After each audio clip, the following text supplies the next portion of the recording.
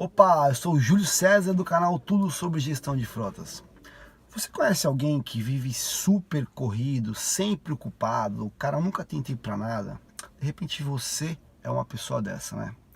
Nesse vídeo eu vou te passar um trecho da entrevista que eu fiz com o Christian Barbosa.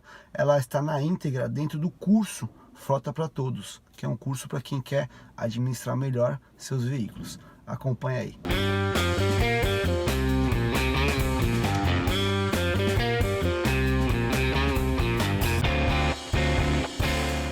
Nosso público aqui, ele basicamente são gestores de frota, tá? E o gestor de frota, por si só, ele é multitarefa, porque ele tem o veículo, ele tem a equipe de motorista, ele tem a parte de política de frota, que é toda documentação, leis. E, além disso, existe um grande público aqui no Brasil que ele faz a função de um gestor de frota, mas ele não é especificamente o gestor de frota, né? Nas pequenas e médias empresas, você vê o próprio dono, né, gerenciando os veículos, você vê o cara do financeiro, o gerente geral, que é responsável pelos veículos lá da empresa.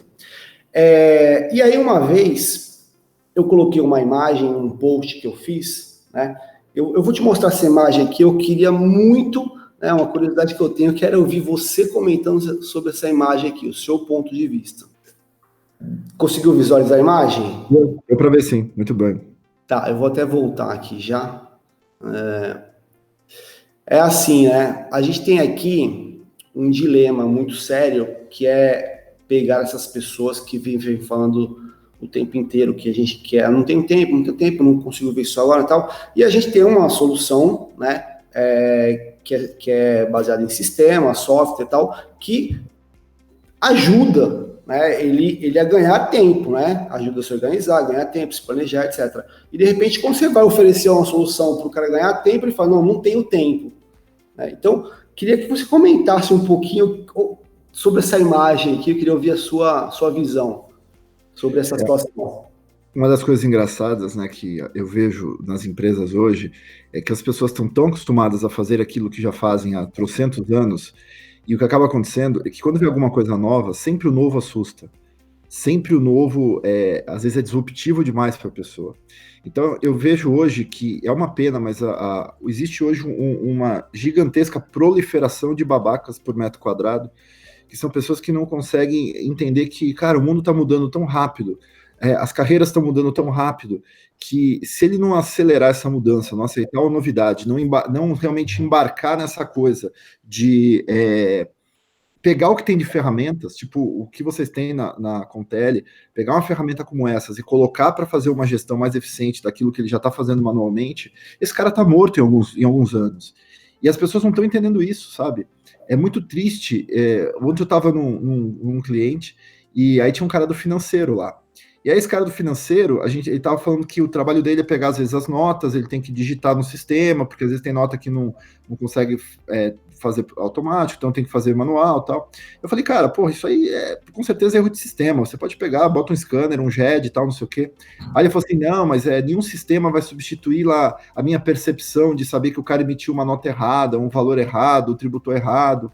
Ele assim, eu falei, cara, mas é o seguinte, em 2, 3 anos, o que você faz, uma máquina está fazendo já hoje.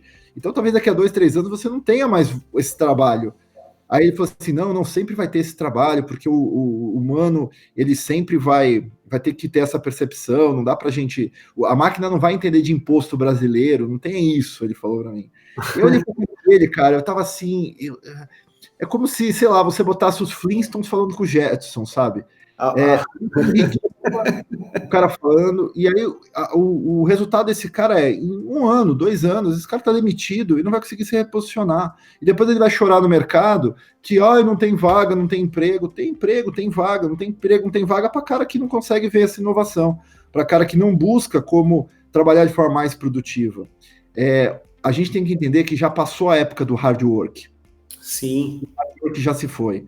Entendeu? A gente está numa fase hoje de fazer o smart work, da gente fazer o intelligence work, que é usar inteligência artificial, tecnologia, automação para fazer as coisas acontecerem. Então, se o cara não sacou isso ainda, desculpa, ele tá perdido no mercado. Perfeito. Perfeito, muito bom. Eu ouvi várias entrevistas suas já, tá? Eu não sei se foi no Pânico ou se foi na Ana Maria Braga, que você falou uma frase que você precisa de tempo para ter tempo, né? E aí eu vejo muitos gestores trabalhando num ciclo de, cara, cada vez eu tenho menos tempo, e aí ele se enrola todo e vai ter menos tempo ainda. Como que a gente consegue quebrar esse ciclo? Como que ele vai ter tempo para ter mais tempo? Eu acho que é a diferença entre você estar na trincheira na guerra. Quando você está na trincheira, você está ali dentro de um buraco e a tua visão ela é super limitada. Ela enxerga às vezes 50, 100 metros, talvez 150 metros no máximo, que é o teu campo de visão. Agora, se você sobe no helicóptero e vai por cima dessa trincheira, você tem uma visão 360 da coisa.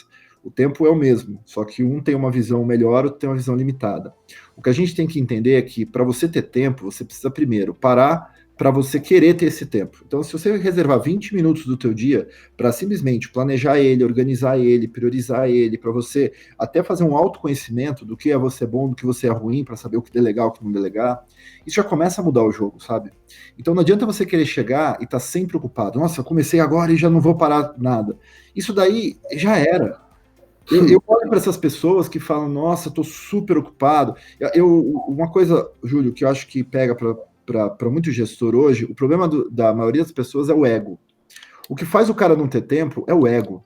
Sabe por quê? Porque o cara tem o ego de estar ocupado, o cara tem o ego de estar, nossa, eu tô cheio de urgência, tô resolvendo um monte de pepino. É um ego. Se sente importante. Eu falo, cara, que pena.